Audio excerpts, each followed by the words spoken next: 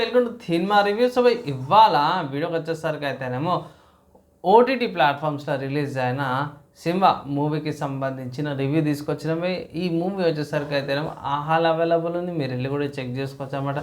చిన్న రిక్వెస్ట్ ఏంటంటే channel subscribe చేసుకొని లేటెస్ట్ అప్డేట్స్ కోసం. సో మూవీ ఒక డ్యూరేషన్ చూసుకున్నాం మాత్రమే, క్లోజ్ 2 hours డ్యూరేషన్తో పాటు కూడా వస్తుంది మూవీ. అక్కడక్కడ కొన్ని మీకు blood scenes and gory scenes అయితే కనిపిస్తాయి అన్నమాట. సో ఏమంటారు, అండర్ అడల్ట్స్ గైడెన్స్ అనమాట, పెద్దలు ఉండాల్సిందే.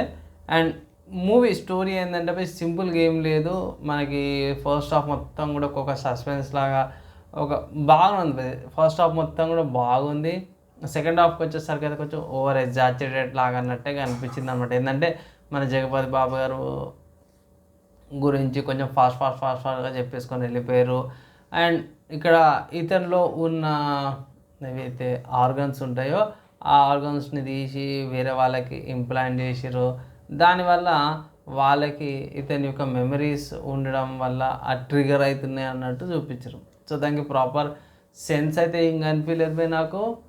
అండ్ లాజిక్ మిస్ అయిపోయింది. అక్కడికి ఆబ్వియస్గా పోయి అక్కడికి చూపించారు కానీ సో లాజిక్ అయితే పోయింది.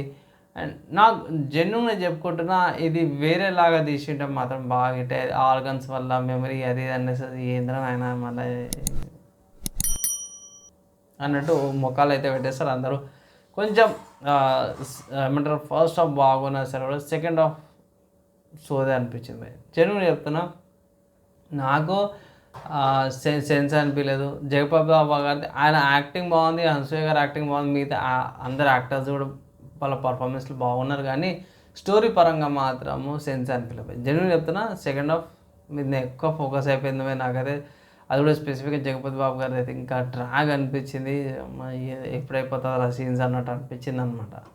సో రొటీన్ లాగా పొల్యూషన్ నుంచి అది ఇది అన్నట్టు నీతి మాటలు చెప్తున్నట్టు చూపించారు. సో ఆబ్వియస్గా అంత క్లిక్ కాలేవు.